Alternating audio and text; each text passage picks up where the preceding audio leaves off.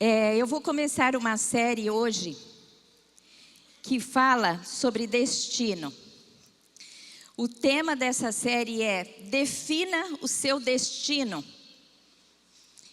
O que é um destino? O destino do homem, ele é traçado em parceria entre Deus e o homem. Em Provérbios 16:1 diz assim: o coração do homem pode fazer planos, mas a resposta dos lábios vem do Senhor. Em outras palavras, você pode fazer planos para a sua vida, mas a execução que se evidencia no falar vem do Senhor. Então Deus traça o seu destino, mas ao mesmo tempo, Deus dá opções para você, para que você também determine o seu destino. Deus, Ele fala na sua palavra que Ele nos apresenta a vida e a morte. E Ele diz assim: pois escolha a vida para que vivais. Ele coloca também diante de nós a bênção e a maldição. E Ele diz: escolhe o que vocês vão querer. E põe a condicional. Então muito se fala sobre destino, porque todos nós queremos ter um bom destino. Nós queremos ter um bom fim. Nós queremos viver um grande propósito. E alguns colocam toda a responsabilidade em Deus, como se fosse um fatalismo, né? Algumas religiões falam sobre karma. Aquilo que foi determinado eu vou viver, então não depende nada de mim. Nós sabemos que Deus tem propósito para as nossas vidas e Ele vai nos guiando. Entrega o teu caminho ao Senhor, confia nele, Ele tudo fará. Mas você tem que fazer a entrega. Você tem que estabelecer a confiança. Então o destino, quando eu quero falar para você que você pode definir o seu destino, é que você tem escolhas que Deus apresenta para você. Escolhe, pois, o destino de Deus para a sua vida, que é o melhor destino. Amém? Glória a Deus. Hoje eu quero falar sobre destinado para dominar. Diga assim: eu fui destinado para dominar.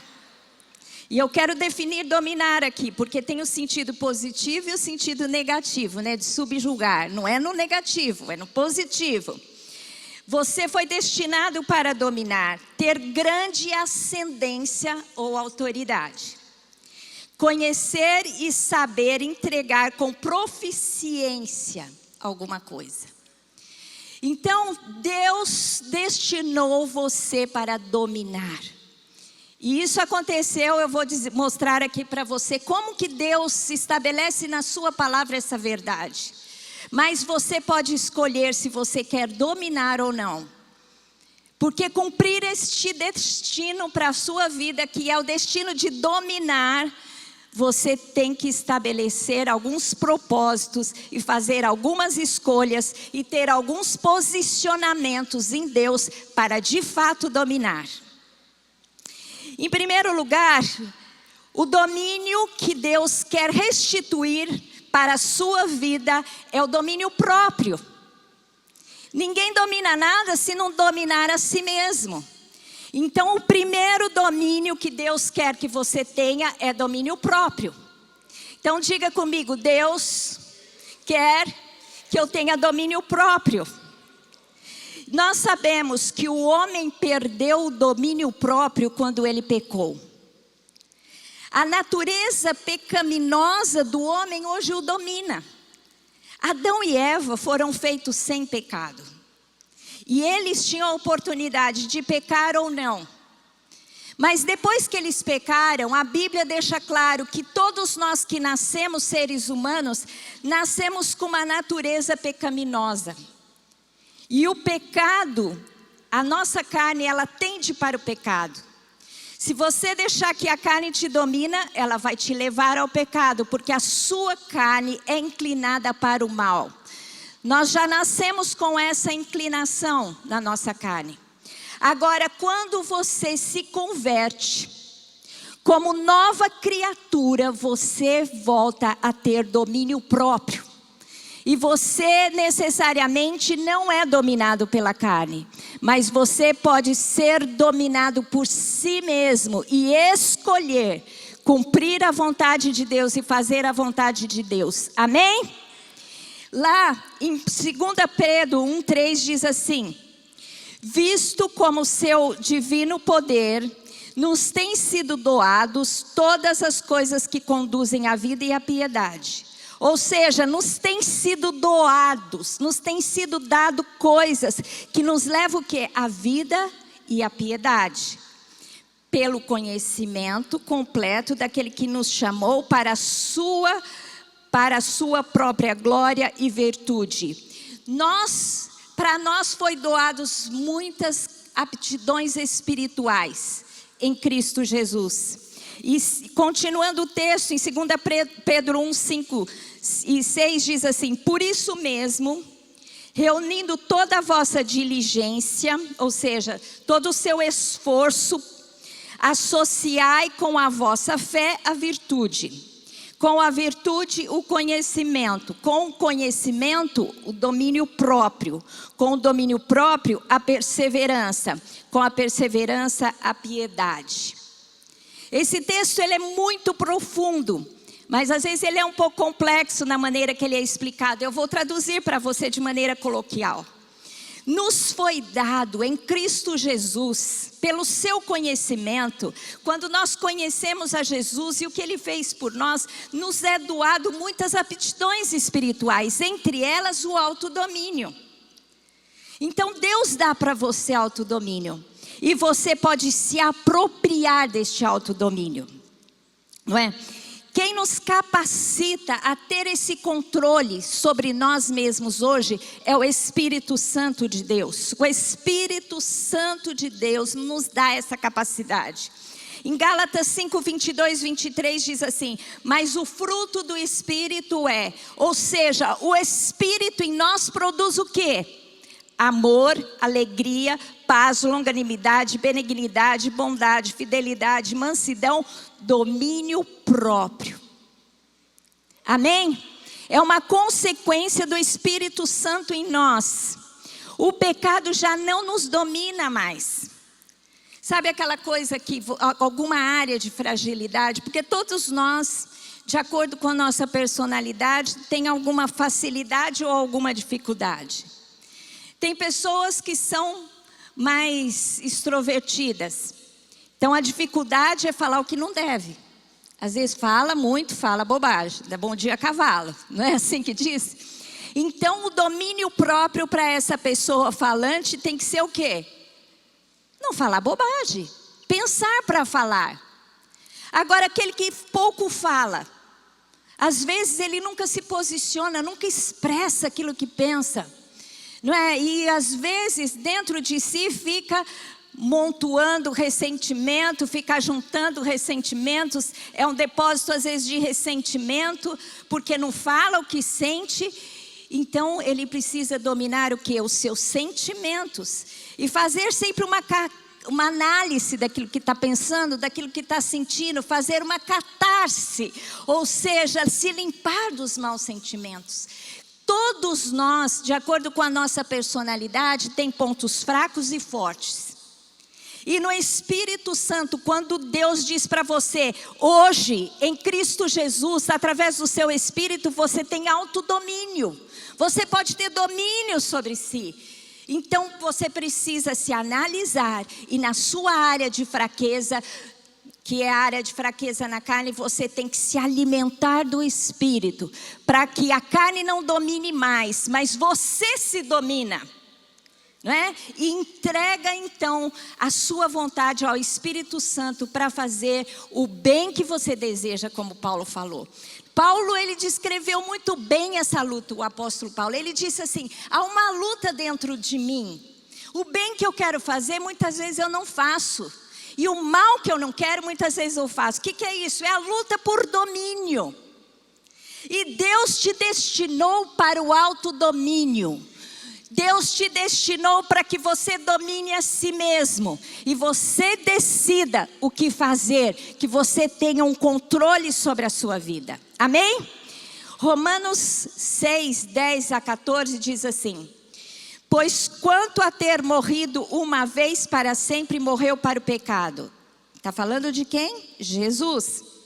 Mas quanto a viver, vive para Deus. Assim como Jesus, nós também morremos uma vez para o pecado e vivemos para Deus. Assim também vós considerai-vos mortos para o pecado, mas vivos para Deus em Cristo Jesus.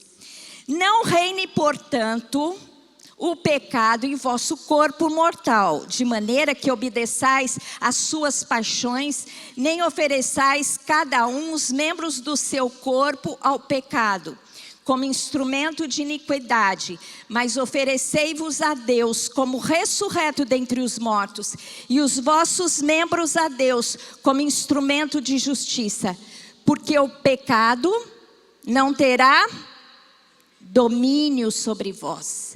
Diga assim: o pecado não terá domínio sobre mim, pois eu não estou mais debaixo da lei, mas da graça. Amém? O que ele quer dizer? Que o pecado domina os membros do seu corpo. Mas, assim como Cristo morreu e ressuscitou, você tem que fazer a morte do seu corpo. Da instrumentalidade do seu corpo que é inclinado para o pecado. Ele tem que morrer para você ressuscitar para Deus. E usar o seu corpo como instrumento de justiça. E que o pecado não te domine mais, mas que você se domine. Porque você já não está mais debaixo da lei, mas debaixo da graça. Porque no tempo da lei de Moisés, antes que Jesus tenha vindo e morrido por nós, todo ano o povo tinha que, no dia do Yom Kippur, fazer sacrifícios para se limpar do seu pecado. Isso prefigurava que um dia Jesus Cristo viria. E pela fé nesse sacrifício, quando nós cremos, através desse sacrifício, somos purificados do nosso pecado. E hoje nós não precisamos mais ir todo ano e oferecer animais, porque Jesus Cristo, o Cordeiro de Deus, já morreu por nós. E no seu sacrifício, nosso pecado é limpo. E você passa a não ser dominado pelo pecado, pelas concupisções da carne, mas pela tua própria decisão e vontade.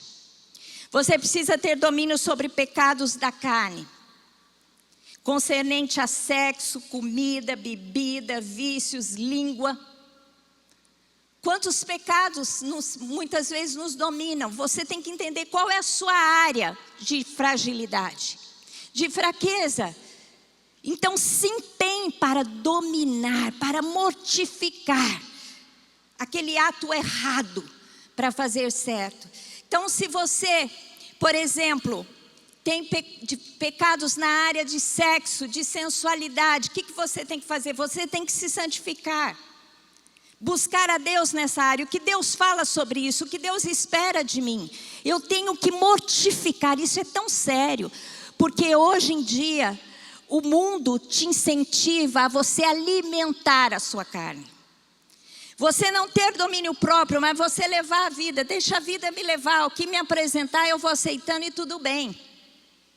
Então o homem é amarrado na sua carne, em vícios, em pecado de sexo, em pecado de bebida, em pecado de drogas, em pecado às vezes de sentimentos ruins, de pensamentos ruins, e é uma batalha intensa para que você tenha domínio, mas Deus te dá poder. Na era da graça, na era de Jesus, Jesus pagou um alto preço na cruz pela sua libertação. Então quando você estiver amarrado em uma coisa e você discernir isso, lembre-se que um alto preço foi pago para o seu autodomínio.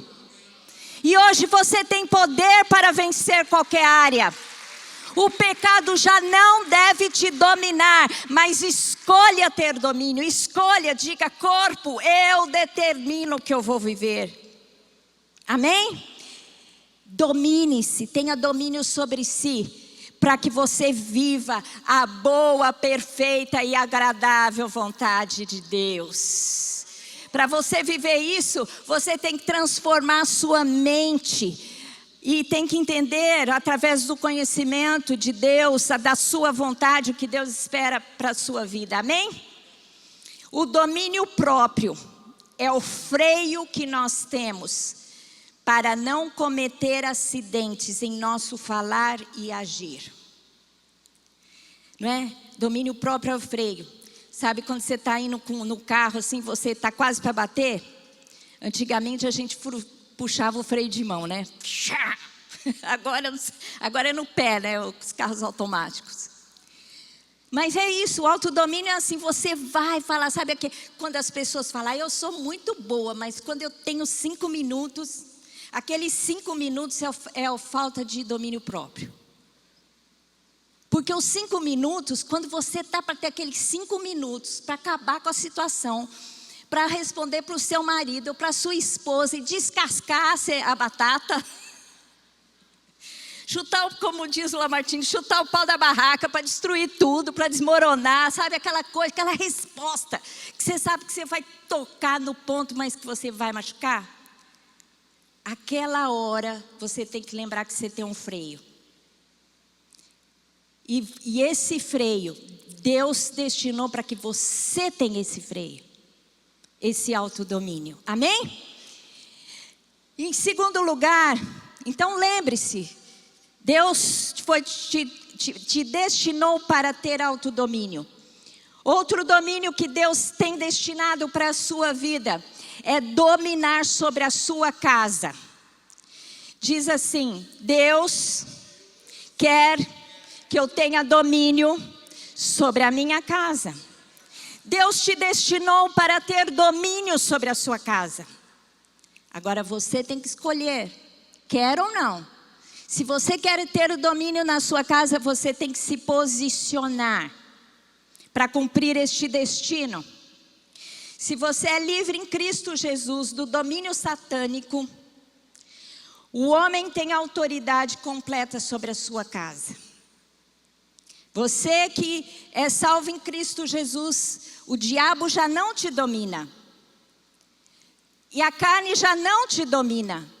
Jesus Cristo veio para destruir as obras do diabo. Então em Cristo Jesus você tem a oportunidade de dizer não. Você, cheio do Espírito Santo, você diz não para a sua carne. Você se domina. E quando você tem autodomínio, você domina sobre a sua casa. Um dia Jesus expulsou um demônio na vida de uma pessoa. E os fariseus e os líderes, dos sacerdotes que eram contra Jesus, acusaram Jesus de ter expulso aquele demônio pelo demônio, por Beelzebu. Aí Jesus fala assim, mas como que eu expulso o demônio pelo demônio? O demônio não ia contra si mesmo, né? E ele diz assim, como que alguém pode entrar e expulsar, ter autoridade de dominar uma pessoa ou uma casa? Em Mateus 12, 29, Jesus diz, ou como pode alguém entrar na casa do valente e roubar-lhe os bens sem primeiro amarrá-lo? E então lhe saqueará a casa. Aqui o que Jesus está dizendo? Que toda casa tem um valente. E tem muitos que interpretam esse versículo erroneamente. Acho que esse valente é um demônio. Não. Toda casa tem uma liderança, um líder. E aqui, se o líder é amarrado, o que acontece? A casa fica desprotegida. O ladrão entra e rouba tudo o que ele quer. E saqueia a casa. Então, em outras palavras, se você tem uma casa, se você é solteiro, vive sozinho, se você é casado, o líder, o homem e a mulher, que são os líderes sobre a casa, eles têm que ser livres. O diabo pode amarrá-los, e se eles forem amarrados, sabe o que acontece? Amarrados no pecado, o diabo entra e faz a festa na casa, domina toda a casa. Mas o que Deus quer é que você tenha domínio sobre a sua casa. Lá em Efésios 6, 10 a 13, fala da batalha espiritual. Então o que você tem que entender é que você tem que ser fortalecido no Senhor e na força do seu poder. Quanto ao mais sede fortalecidos no Senhor e na força do seu poder, revestivos de toda a armadura de Deus. Você precisa o quê? Se fortalecer no poder do Senhor, colocar armadura para poder ficar firme contra as ciladas do diabo. Porque o diabo vai armar ciladas para te amarrar, meu querido, para ele destruir a sua casa. Porque a nossa luta não é contra o sangue e a carne. E muita gente acha que a nossa luta é contra o sangue e a carne. Às vezes o marido e a esposa estão com um problema e um fica contra o outro, fica brigando um com o outro. É uma luta sem fim. Por quê? Porque você está lutando com a pessoa errada. A sua luta não é contra o seu irmão, mas é contra os espíritos malignos que o dominam. Começa a fazer batalha espiritual se você está brigando muito com o seu marido para ver se não passa. Você tem que entender que por trás de qualquer dissensão, briga, tem muitos crentes que vivem brigando dentro de casa, gritaria, marido com mulher, mulher com marido, pais com filhos, filhos com pais. Você tem que entender que a sua luta não é contra a carne ou sangue, não é contra pessoas, mas é contra o diabo. Entra no teu quarto e amarra o espírito de dissensão para ver, e haja bem para ver se você não vence a batalha. A Bíblia é muito clara, a nossa luta não é contra a carne e o sangue. Teu marido não é teu inimigo, tua esposa não é teu inimigo. O inimigo é o diabo, é o nosso arqui-inimigo. E toda um grupo de pessoas, eu creio que é um exército bem estruturado, como nós vamos ver aqui. Porque a nossa luta não é contra o sangue e carne, mas contra os principados e potestades, contra os dominadores deste mundo tenebroso, contra as forças espirituais do mal nas regiões celestes.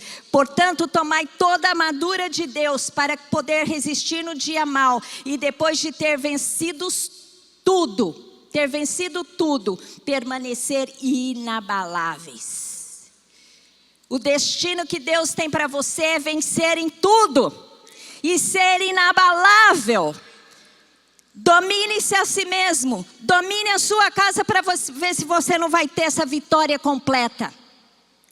Aqui quando fala principados e potestades, poder, dominadores deste século. Gente, isso fala aqui de um exército bem estruturado. Eles têm hierarquia. Eles têm área de atuação, eles têm território de atuação. A nossa luta não é pequena, não. Então saiba você, que você também não pode viver a vida de maneira assim, sem conhecimento, sem discernimento, porque senão você vai ter uma vida derrotada. Mas você precisa entender a batalha espiritual que você enfrenta. E em Deuteronômio 18, 10 e 11... quando Deus dá a sua lei a Moisés, ele fala que o povo deveria evitar. E diz assim: não se achará entre ti quem faça passar pelo fogo seu filho ou sua filha. Aqui fala de adorações que os povos daquela terra de Canaã, eles iam chegar em Canaã. E os povos tinham muitas práticas erradas de adoração. Então Deus já está alertando: olha, vocês não vão sacrificar o seu filho no fogo, como muitos fazem. Olha, não se achará entre ti quem faça passar pelo fogo seu filho ou sua filha, nem adivinhador, nem procrastinador, nem algoreiro, nem feiticeiro, nem encantador, nem necromante, nem mágico, nem quem consulte os mortos. Essa palavra aqui, nem quem consulte os mortos, no original, sabe o que significa? É um necromante.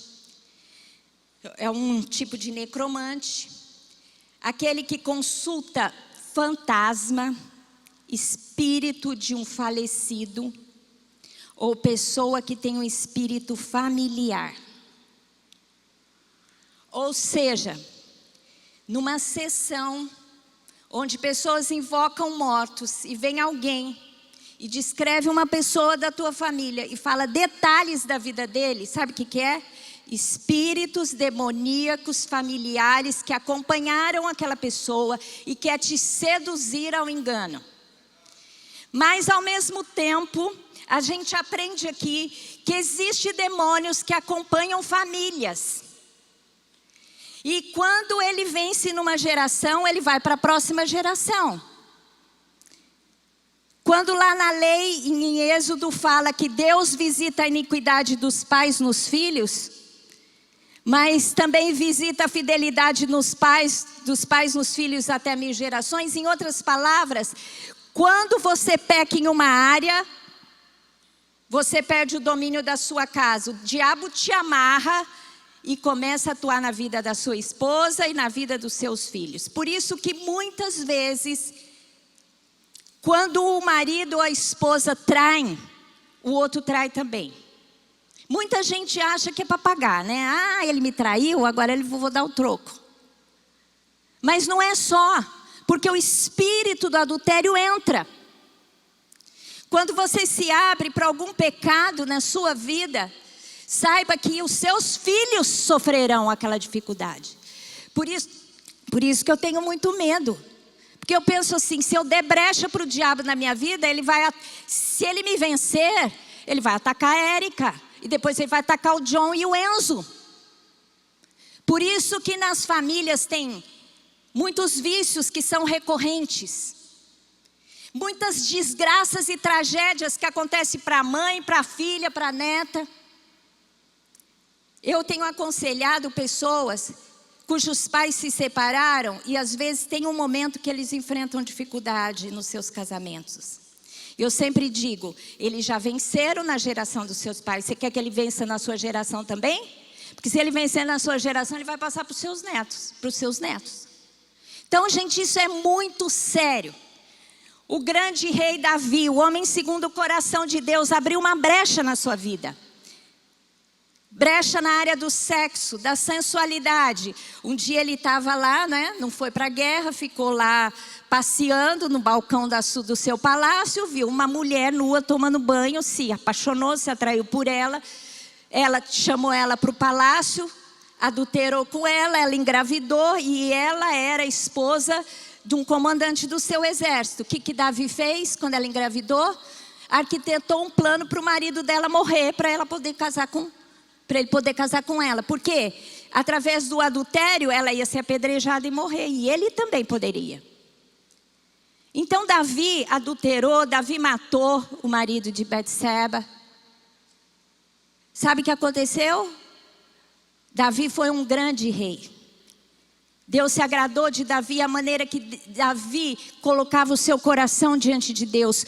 Quando ele cometeu esse pecado, o que aconteceu? Ele se arrependeu profundamente. E Deus restaurou a sua história com Betsaba.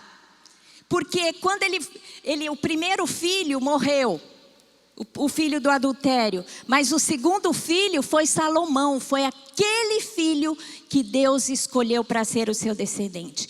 Então Deus restaurou o relacionamento de Davi com Batseba. Quando você cai num erro, Deus restaura, se você se arrepender. Mas ele abriu a brecha de atuar, para que esse espírito atuasse na sua casa. Ele teve um filho, Amon, que estuprou a sua irmã Tamar. Eles eram filhos de Davi, mas de mães diferentes. Então era meio-irmão, mas um meio-irmão estuprou a outra meio-irmã. E aí, Tamar, né, que foi a mulher que foi violentada, era irmã de Absalão. Aí Absalão, como o pai não fez nada, não repreendeu como deveria, Amon, né, que foi quem cometeu esse desatino, Absalão um dia pega e monta uma cilada para... Absalão monta uma cilada para Amon e o mata, porque ele desonrou a sua irmã. Então aí começa a confusão e a gente vê que o descendente de Davi, que foi Salomão, ele foi muito além de Davi, porque qual foi o grande problema de Salomão? Salomão fez muitas conquistas, ele expandiu o território, mas não através de luta, mas através de alianças. Então, cada povo que ele fazia aliança, ele trazia as mulheres. E ele teve, sei lá, 700 concubinas, não sei quantas esposas. Teve tanta mulher que eu acho que não teve nem tempo de conhecer as mulheres que ele teve. E foi esse o seu grande problema, porque essas mulheres fizeram com que ele adorasse a outros deuses e se afastasse do Senhor. Então, meu querido, isso é sério. É muito sério. Quando você tem que entender que você tem que pegar o domínio da sua casa para você. E Deus quer que você, marido, seja o líder espiritual da sua esposa e da sua casa. Você, pai e mãe, sejam líderes espirituais dos seus filhos. Diz aqui a palavra, Efésios 5, 25, 27. Marido, amai vossa mulher, como também Cristo amou a igreja e a si mesmo se entregou por ela. Ou seja, pague o preço, guarde a sua esposa, para que a santificasse, tendo-a purificado por meio da lavagem de água pela palavra. Santifique a sua esposa, sendo líder espiritual sobre ela, sobre a casa, sobre a sua casa, sobre os seus filhos, para apresentar a si mesmo, ou seja, a esposa, igreja gloriosa, sem mácula, nem ruga, nem coisa semelhante, porém santa e sem defeito. E vós, pais, agora o propósito que Deus tem para os pais: não provoqueis vossos filhos a ira, mas criai-os na disciplina e admoestação do Senhor. Disciplina fala de ensino, admoestação fala de correção. Pai e mãe tem que ter domínio sobre os filhos, tem que discipliná-los, tem que dar rumo para eles. Não é deixar eles fazerem o que eles querem, não. Porque se você não der direção, a tendência deles é para o mal, é para a carne. Eles serão seduzidos na escola para começar sexo cedo, para se viciar em drogas. Porque é isso que faz. Se você não tiver a maior domínio, que é influência, que é autoridade, como eu disse aqui, sobre a sua casa, você não vai gerar discípulos de Jesus. Eu tive essa consciência. Deus só me deu uma filha, mas eu sempre disse para Deus e para todo mundo: minha principal função é fazer da Érica a minha discípula, portanto discípula de Jesus. Ela, quando era pequenininha, eu orava muito pelo Brasil, ela ficava comigo o tempo todo, a gente orava pelo Brasil. A Érica tinha visões, revelações a nível estratégico. E todo o tempo a gente procurando ministrar na vida dela, sabe, vivendo bem, sendo exemplo, para que ela não fosse uma filha de pastor revoltada, como tem muitos aí, né? A Érica, quando ela era pequenininha, ela falou assim para nós, para mim: mãe, eu amo ser filha de pastor. Aí eu falei: é, filha, por quê? Porque eu estou em todas. Ela estava em tudo quanto é reunião. Todos os aniversários da igreja a gente era convidado, todos os casamentos da igreja. Então ela amava estar em tudo. Chegava de noite, ela falava assim, porque a gente fundou a igreja na nossa casa, então nós discipulamos a nossa liderança, então era povo o tempo todo com a gente, né? E ela falava assim, ela chegava da escola, ela estudava à tarde, e já falava: mãe, o que nós vamos fazer hoje à noite? Quem vem aqui? Ninguém, Érica. Então onde a gente vai? Porque ela sabia que tinha alguma coisa para fazer e ela foi feliz assim. E hoje você vê ela uma pastora tão comprometida. A Érica é mais comprometida do que eu e a Lamartine. Ela foi além da gente, graças a Deus.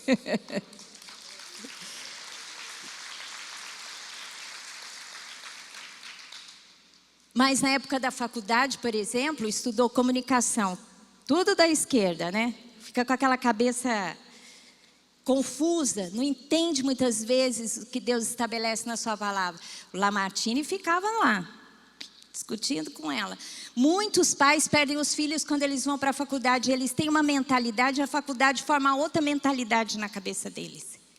Meu querido, quem tem que ter a maior influência na vida dos seus filhos são vocês. Por isso que quando nós pusemos a Érica numa escola, eu falei: tem que ser escola evangélica, porque eu não quero que ela aprenda lá, contrário que ela aprende aqui.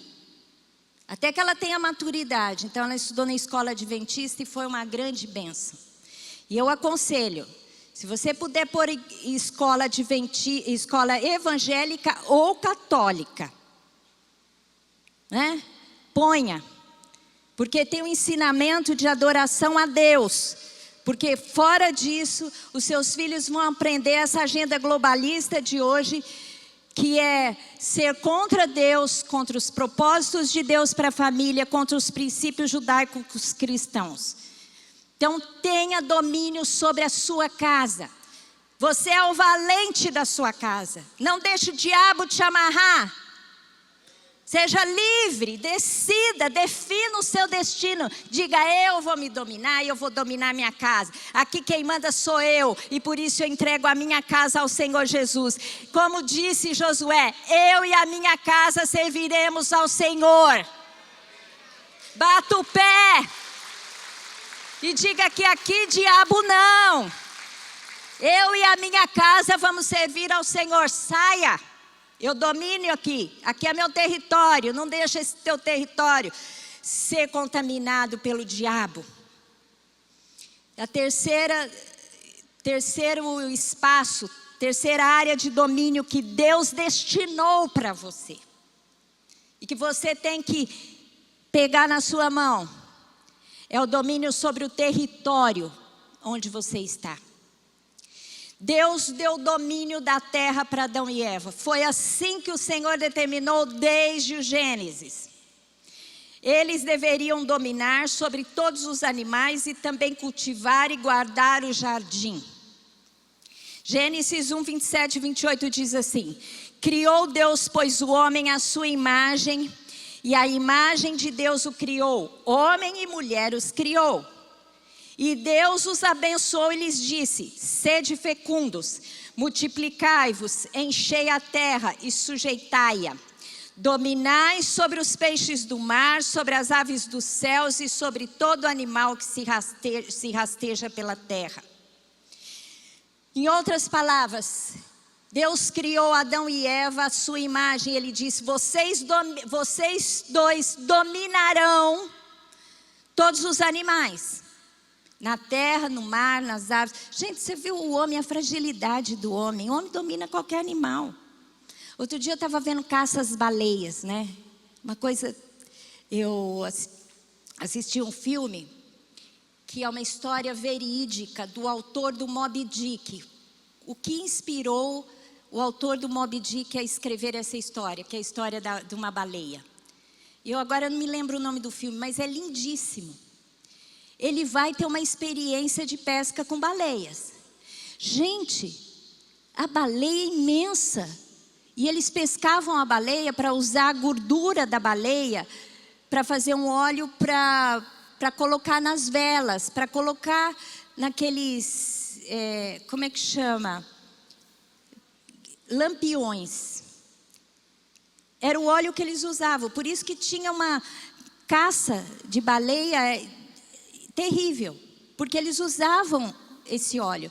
Depois que veio a luz elétrica, caiu muito, né? Essa pesca indiscriminada que fala, né? Não sei, agora não sei se você falei a palavra certa. Mas você vê o homem tão pequeno tem domínio, porque ele tem inteligência. Deus assim estabeleceu. Gênesis 2,15 diz assim: tomou, pois, o Senhor Deus ao homem e o colocou no jardim do Éden para o cultivar e guardar. Deus colocou o homem para trabalhar aquele espaço. Aquele território era dele, o domínio era dele. E para guardar, para proteger. O domínio, ele passou para o diabo quando o homem se rendeu à vontade do diabo e desobedeceu a Deus. O domínio que Deus tinha dado para o homem passou hoje para o diabo. Por isso que os territórios, por isso que está essa bagunça, o mundo. Porque quem domina mais não é o homem que fazia a vontade de Deus, mas é o diabo através de homens que fazem a vontade do diabo. Quando Jesus foi tentado pelo diabo, uma das ofertas que o diabo fez para Jesus era dar o domínio das terras. Olha aqui, Lucas 4, 5 e 7. E elevando-o, mostrou-lhe num momento todos os reinos do mundo. Disse-lhe o diabo, disse a Jesus: dar-te-ei toda esta autoridade e glória desses reinos, porque ela me foi entregue, e a dou a quem eu quiser. Ou seja, a autoridade das nações foi entregue ao diabo. Quem deu? Quem deu? O homem. Não foi Deus. Porque Deus deu o domínio da terra para o homem. E o homem entregou para o diabo. E o diabo tem autoridade hoje. E quando ele disse isso para Jesus, Jesus não refutou isso, porque essa é a verdade. O plano de Deus para o resgate do domínio da terra através de você. Deus não quer que o diabo continue dominando, Ele quer que você domine. Esse propósito, esse destino, Deus não tirou da sua vida. Continua, então toma tenência. E tem o domínio do seu território. Diz assim, Deus, como que foi o plano de resgate do domínio para o homem? Primeiro, Deus fez de Abraão um povo, e Ele desejava que esse povo, através do cumprimento das leis, dominassem o território. Em Êxodo 19, 5 a 6 diz assim: agora, pois, se diligentes ouvirdes a minha voz e guardardes a minha aliança, então sereis minha propriedade peculiar dentre todos os povos, porque toda a terra é minha, mas vós me serei reino de sacerdotes e nação santa. São essas as palavras que falarás ao reino de Israel. Ou seja, o povo de Israel seria propriedade de Deus, nação santa e reino de sacerdotes. Ou seja, o reino voltaria para o homem, através da autoridade que Deus estava dando. O que aconteceu? Israel recebeu uma terra, diga, uma terra, uma lei e uma cidadania. Mas quando o rei veio, que era Jesus, eles rejeitaram o rei. Deus preparou Israel para que eles dominassem sobre aquele território. E quando o rei veio, Jesus, eles não aceitaram. Vocês lembram quando Jesus entrou em Jerusalém? O povo começou a clamar: Hosana ao que vem em nome de Davi, bendito é o que vem em nome de Davi. O que estava querendo dizer? Esse é o rei que nós esperávamos.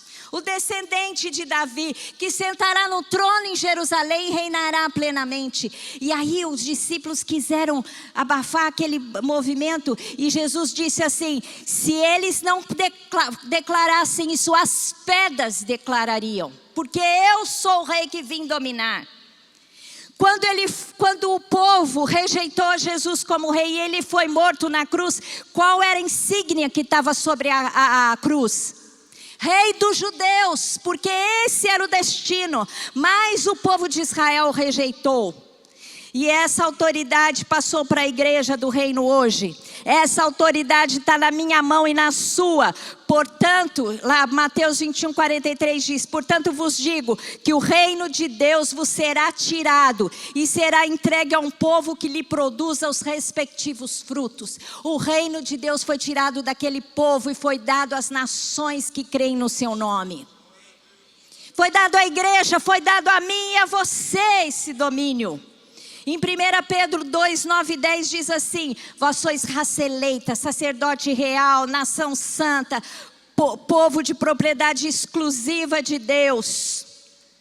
Vós, lá no final diz assim: não erais povo, mas agora sois povo de Deus. Nós é quem somos povo. Nós é que temos uma lei. Nós é quem temos uma cidadania. E Deus tem nos dado o território onde estamos. O lugar onde pisarmos o pé, esse lugar é nosso.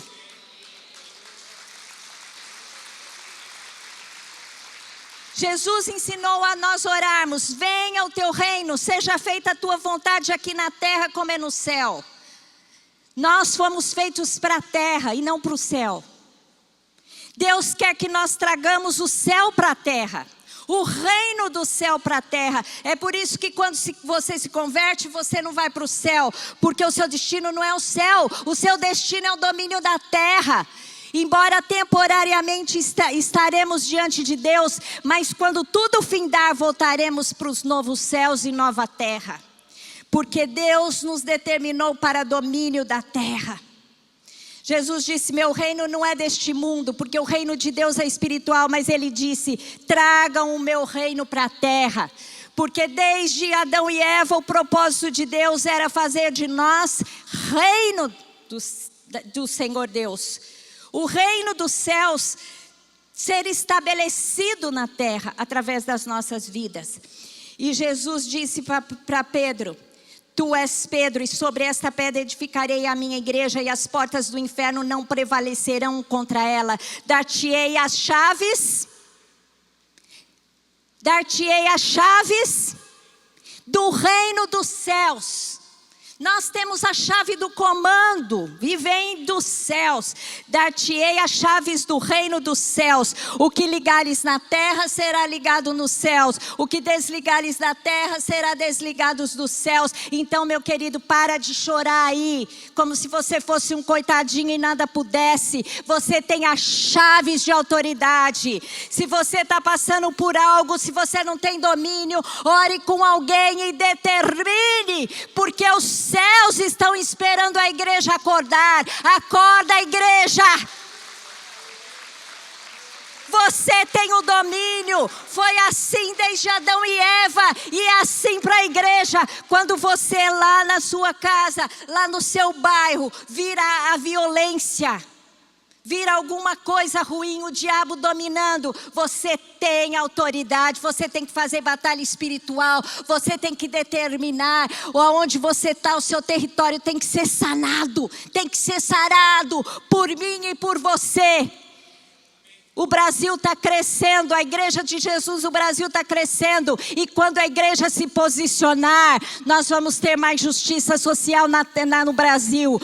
Quando a igreja tomar para si a autoridade, nós teremos menos corrupção. Quando homens e mulheres assumirem postos de autoridade e entenderem o domínio, porque eles têm que chegar lá e estabelecer as leis de Deus, não as leis corruptas do homem. Amém? Gente, eu quando mudo para um lugar, eu já dei várias vezes testemunho, mas eu quero finalizar dando esse testemunho. Eu quando mudo para um lugar, começo a definir os pontos que eu quero que aquele lugar melhore. Quando eu morei no Brooklyn, perto do Shopping Morumbi, tinha muita enchente lá. Toda vez que tinha enchente, eu falava, Senhor, eu não aceito enchente aqui. Eu não quero enchente nesse lugar. Esse lugar precisa ficar sem enchente. O que aconteceu? Pouco tempo depois, o prefeito, que na época era o Maluf, fez o piscinão das águas espraiadas. Parou as enchentes daquele território. Eu andava na Berrine, cheia de favela lá, falava, Deus, eu não aceito essas favelas aqui. Esse povo vive mal. O Senhor não criou o povo para viver nessa pobreza, nessa miséria, nessa maneira de viver, sem condições mínimas. Senhor, dá moradia para esse povo. O que aconteceu? Os empresários da Berrine quiseram fazer daquele ponto lá um ponto comercial, tiraram as favelas e deram conjuntos habitacionais para aquela favela. Gente, você pode chegar num lugar e determinar a mudança daquele lugar. Eu sempre dou esse testemunho. Outro dia uma discípula minha falou, pastor, aprendi com você. Falei, o que você fez? Eu tinha que pegar um ônibus, eu trabalhava em Alphaville, tinha que pegar um ônibus e todo dia tinha um motorista que ficava correndo, as pessoas caíam, se machucavam e a gente chamava a atenção dele, ele falava, vai falar com a empresa. Eu cheguei a reclamar na empresa, não fizeram nada e eu comecei a orar, Deus, eu não aceito ir com esse motorista, eu não aceito essa condição. Sabe o que aconteceu?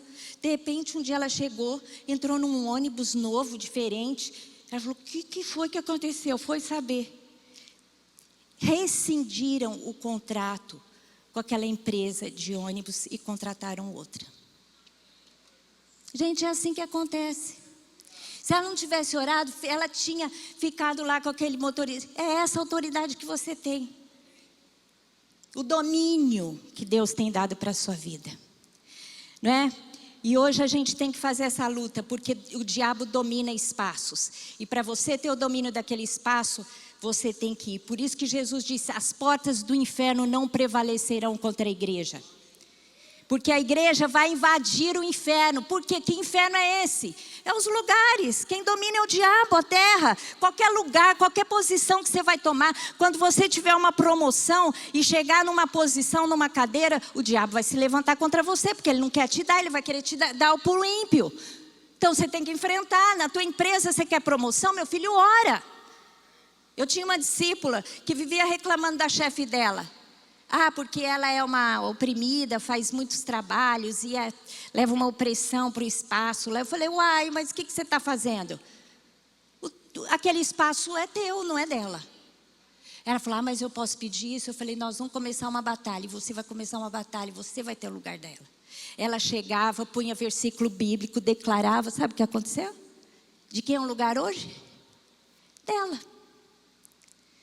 É esse domínio que a igreja precisa aprender. Amém? Quero terminar essa palavra dizendo, texto de Hebreus 2:8. Todas as coisas sujeitastes debaixo dos seus pés. Ora, desde que lhe sujeitou todas as coisas, nada deixou de fora do seu domínio. Agora, porém, não vemos todas as coisas a ele sujeitas. Deus sujeitou em Cristo Jesus todas as coisas para nós. Hoje não vemos todo o domínio, mas um dia veremos completamente. Quando Jesus voltar, o Rei dos Reis, e sentar no trono de Jerusalém e reinar sobre as nações da terra, sabe quem vai reinar com ele? A igreja que vai voltar, eu e você. E eu falo, Deus, eu quero voltar para o Brasil. O Senhor me destaca para o Brasil de novo, porque eu oro tanto pelo Brasil, eu quero ver a justiça do rei sendo estabelecida no Brasil.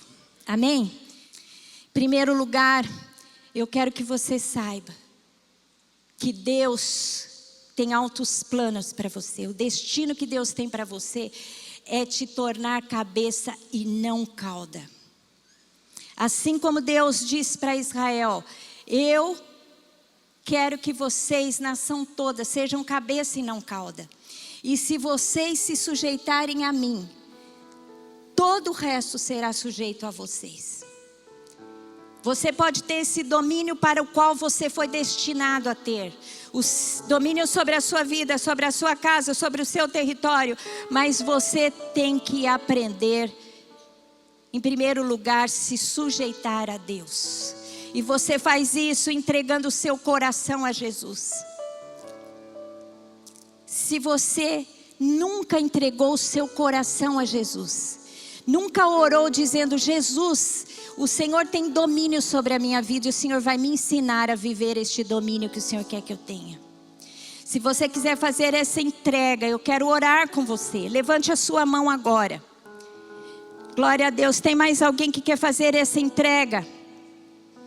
Estou vendo 2 pessoas. Fiquem em pé para que eu possa ver vocês. Pode ficar em pé. Se você quer entregar a sua vida. Os outros ficam de olhos fechados.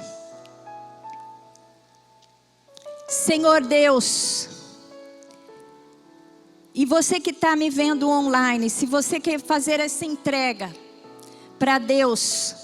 Ore agora comigo. E diga assim, Senhor Deus. Eu entrego a minha vida ao Senhor. Eu entrego a minha vida ao senhorio de Jesus Cristo. Espírito Santo, entra no meu coração. Limpa os meus pecados. Quebra as minhas cadeias. E estabelece, Senhor, um destino bom para mim.